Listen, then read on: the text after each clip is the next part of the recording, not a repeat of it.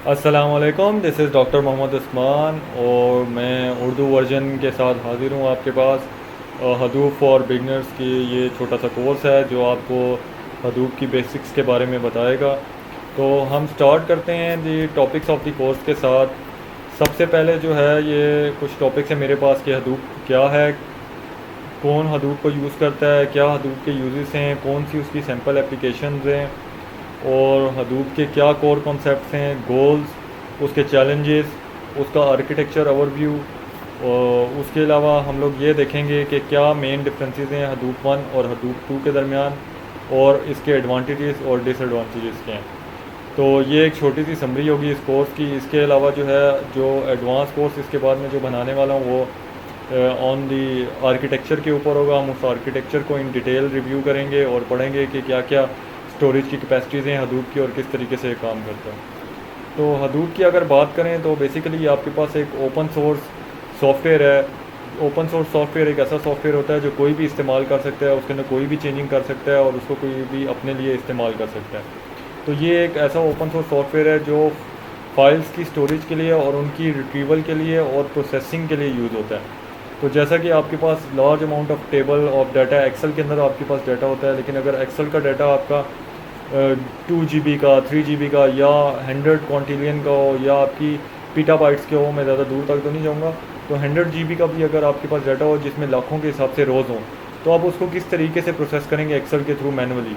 तो हदूप आपका ऐसा क्लाउड नेटवर्क है जो आपकी इस लार्ज अमाउंट ऑफ डाटा की प्रोसेसिंग के लिए यूज़ होता है। और ये डिफरेंट क्लस्टर्स ऑफ हार्डवेयर होते हैं जो इसी मकसद के लिए होते हैं और काम कर रहे होते हैं, उनके साथ ये लिंक आउट होता है और आपको प्रोवाइड करेगा फास्ट अप्रोच जिसके थ्रू आप इजीली अपने डाटा को प्रोसेस कर सकें और विजुलाइज कर सकें। इसके अलावा जो है ये क्रिएट हुआ था डॉग और माइक ने इसे 2005 में क्रिएट किया था। उसके बाद से ये आपके याहू ने यूज़ करना स्टार्ट किया, देन गूगल ने, देन यहाँ पे मेरे पास नेटफ्लिक्स है और होलो है, क्लाउड है, आउल है। इसके अलावा सैमसंग यूज़ कर रहा है, माइक्रोसॉफ्ट है, ट्विटर है, ईबे है, अमेज़ॉन है। एंड अभी जितनी भी ऑर्गेनाइजेशन आपको मोस्टली मिलेंगी वो सब क्लाउड कंप्यूटिंग के ऊपर काम कर रही हैं और हदूप के ऊपर काम कर रही हैं। तो हदूप एक छोटा सा सॉफ्टवेयर है या आप ये कह लें कि फ्रंट एंड इंटरफेस है या टूल है in cloud computing large amount of data, big data की प्रोसेसिंग के लिए। तो जितनी भी बड़ी ऑर्गेनाइजेशन है उन सब के पास हदूप इंस्टॉल्ड है और वो उसे यूज़ कर रही हैं और वो उनको आसानी दे रहा है अपने प्रोजेक्ट्स के अंदर उनके डाटा की कम्प्लेक्शन सॉल्व आउट करने के लिए।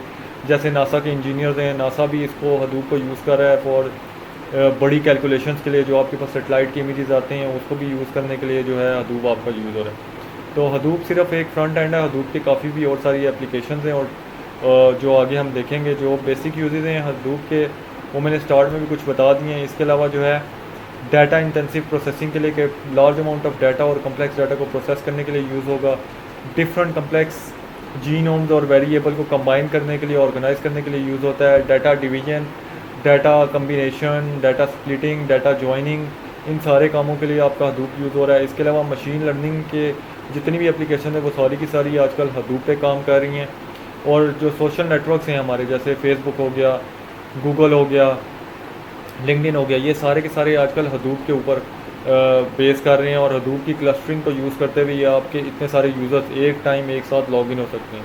तो हदूप के बहुत सारे फ़ायदे हैं, लेकिन ये फ़ायदे जो हैं सिर्फ लार्ज अमाउंट ऑफ डाटा तक महदूद हैं। अगर आपकी एक स्मॉल ऑर्गेनाइजेशन है तो उसके अंदर हदूप को आप इतने अच्छे तरीके से इस्तेमाल नहीं कर सकते। तो जो सैम्पल एप्लीकेशन जो बड़ी बड़ी हैं जो यहाँ पे गिवन है कि हदूप को आप किस किस जगह पे यूज़ कर सकते हैं, एक तो जो आप इंटरनेट यूज़ कर रहे हैं वो आजकल वेब 2.0।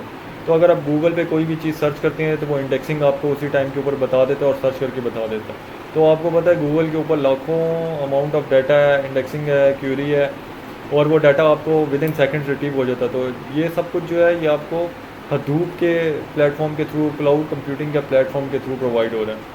इसके अलावा जो कोई भी रिपोर्ट्स जनरेट होती हैं जैसे कि यूट्यूब या गूगल ये पता करता है कि ये यूज़र कौन सी वीडियोस देख रहा है, इसको वही वीडियो सजेस्ट की जाए, तो ये भी हदूप के थ्रू हो रहा है। इसके अलावा आपके मशीन लर्निंग एल्गोरिदम्स हैं जो स्पैम आपकी मेल को चेक करते हैं, वायरसेस को चेक करते हैं।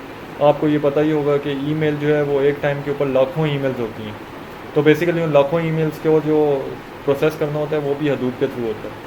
देन ये आपकी कंपटीटिव इंटेलिजेंस जनरेट कर रहा है। आपके रोबोटिक्स के अंदर भी हदूप यूज़ हो रही है उनके इंटरफेस पे, उनकी अपनी लैंग्वेज डेवलप करने के लिए। तो बेसिकली हदूप की काफ़ी सारे फ़ायदे हैं। जहाँ जहाँ आपका लार्ज अमाउंट ऑफ डाटा और प्रोसेसिंग होगी वहाँ वहाँ आपका हदूप इस्तेमाल हो सकता है। तो अब हम बात करते हैं हदूप के कोर कॉन्सेप्ट्स के बारे में।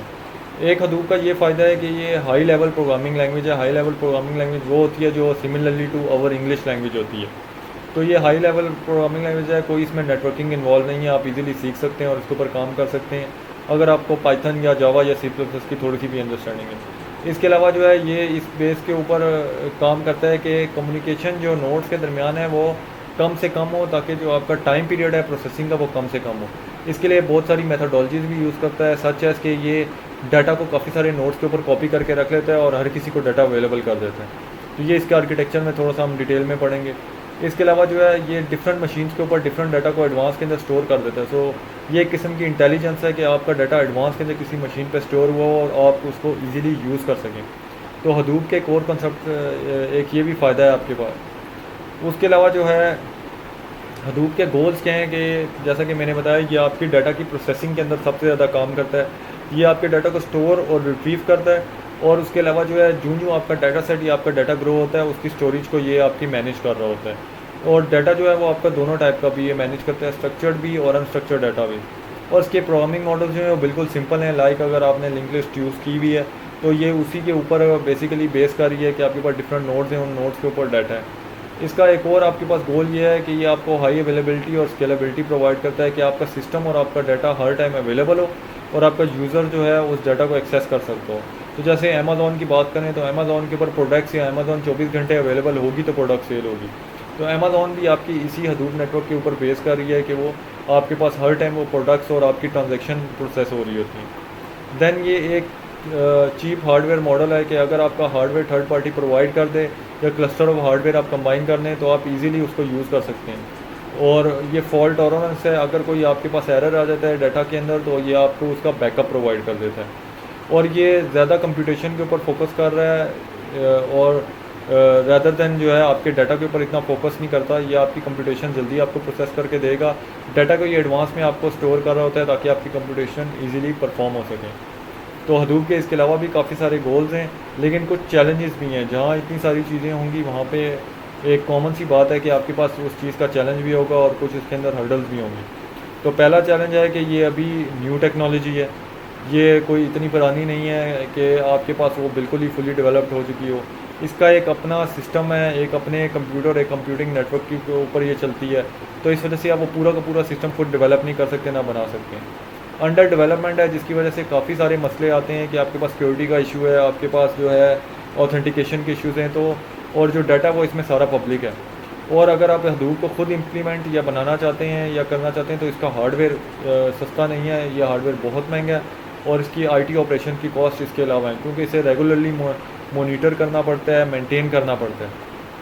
और इसके बहुत सारे टूल्स जो हैं वो अभी बिल्कुल न्यू हैं, जैसा कि हम आगे पढ़ेंगे मेरी नेक्स्ट एडवांस वीडियो के अंदर। इसके अंदर मैप रिड्यूस है, कर्मास्फेयर है, फ्लूम है, स्कूप है, पिग है। तो ये आपके पास जो जितने भी टूल्स हैं ये डिफरेंट कंपनीज़ हैं जो इसके ऊपर काम लगातार कर रही हैं और टूल्स को डेवलप कर रही हैं।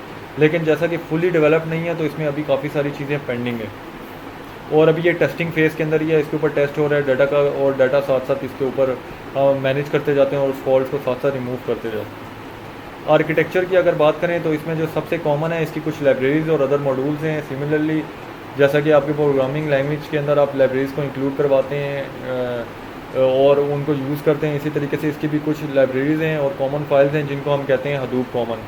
इसके अलावा इसका एक डिस्ट्रीब्यूटेड फाइल सिस्टम का नेटवर्क है जिसको यूज़ करते हुए हम जो है डिफरेंट फाइल्स की स्टोरेज और रिट्रीवल की प्रोसेस को कंप्यूट करते हैं। इसके अलावा आपके पास इसके अंदर एक रिसोर्स नेगोशिएटर है। अब जैसा कि मैंने बताया आपकी फ़ाइल किसी जगह पे स्टोर हुई है और वही फ़ाइल आपको भी चाहिए हो, माइट भी वो डाटा सेट किसी और को भी चाहिए। तो रिसोर्स नेगोशिएटर क्या करता है कि वो आपको उस फाइल की अवेलेबिलिटी प्रोवाइड करता है। तो ये किस तरीके से करता है, ये मल्टीपल कॉपीज़ जनरेट करता है उस डाटा की ताकि हर यूज़र को वो ईजिली अवेलेबल हो सके। इसके अलावा जितनी भी कंप्यूटेशन इसके फ्रंट एंड के परफॉर्म हो रही होती हैं वो मैप रिड्यूस के थ्रू होती हैं। मैप रिड्यूस की अगर इंटरफेस की बात करें तो आपको प्रोग्रामिंग लैंग्वेज का इंटरफेस है, इसी के अंदर आप अपने क्यूरीज लिखते हैं और उसके थ्रू आपके डाटा की ज्वाइनिंग, स्प्लिटिंग और ये सारी चीज़ें परफॉर्म कर रहा होता है। आपकी डाटा की जितनी भी प्रोसेसिंग है वो सारी मैप रिड्यूस के थ्रू हो रही होती है। अब जब बात करें तो हमारे पास जो स्टार्ट में हदूप था तो वो हदूप 1 था। हदूप 1 और हदूप 2 के अंदर बहुत ही कॉमन सा एक डिफरेंस है कि पहले वाले के अंदर रिसोर्स नेगोशिएटर यार्न नहीं था और दूसरे के अंदर वो था। और पहले वाले के अंदर ये था कि एक ही नेम नोड होता था, तो अगर आपका डाटा लॉस्ट हो जाता था तो उसकी रिट्रीवल नहीं हो सकती थी। बट हडूप 2 के अंदर ये आपको फ़ायदा हो गया कि आपके पास एक और सेकेंडरी नेम नोड है, और अब तो थर्ड और फोर्थ भी नेम नोड आ गए हैं, जो आपका डाटा अगर लॉस्ट हो जाता है और अनअवेलेबल हो जाता है तो आपको इजीली उस डाटा को अवेलेबल और उसकी क्लोनिंग करके कॉपीज़ करके रखते हैं। तो हडूप 1 और 2 के अंदर ये एक बहुत छोटा सा डिफरेंस है। अगर आप इस डायग्राम में भी देखेंगे तो हडूप 1 के दो मेन कंपोनेंट थे, HDFS और मैप रिड्यूस। बट अगर हडूप 2 की बात करें तो आपके पास यार्न जो है वो अब उसका एक मेन कंपोनेंट बन गया है, मैप रिड्यूस और HDFS के बीच में वर्कआउट करेगा। बाकी सारी चीज़ें आपके पास ये बिल्कुल सेम टू सेम ऐसे ही होंगी जैसे आपके पास हडूप 1 में थी। तो ये एक छोटा सा डिफरेंस है हडूप 1 और 2 के अंदर, ताकि आपको ये पता चल जाए कि आजकल हम जिस पे काम कर रहे हैं वो हडूप 2 है। तो जो हमने काफ़ी सारे फ़ायदे पीछे भी पढ़े हैं, उसमें कुछ में एक बिल्कुल जो है क्लोजली स्पेसिफिक बता देता हूँ। सबसे पहला बड़ा फ़ायदा है कि ये स्केलेबल है, इसके ऊपर आपके पास जो है लार्ज अमाउंट ऑफ डाटा आप स्टोर कर सकते हैं, लार्ज डाटा से स्टोर कर सकते हैं, और फ्लेक्सिबल भी है साथ उसके। आप डाटा को स्टोर करते हैं और बिज़नेस जो है उसके थ्रू इजीली उस न्यू डाटा को रिट्रीव कर सकता है, उसके ऊपर वर्कआउट कर सकता है और आपको वापस प्रोसेसिंग करके प्रोवाइड कर सकता है। और ये सारी चीज़ें करने के साथ जो है ये कॉस्ट इफेक्टिव भी है। अगर आपके पास जो भी अभी कंपनीज यूज़ कर रही हैं, ये क्या करती हैं कि डिफरेंट और कंपनीज थर्ड पार्टीज़ के थ्रू वो एक सर्विस हायर कर लेती हैं।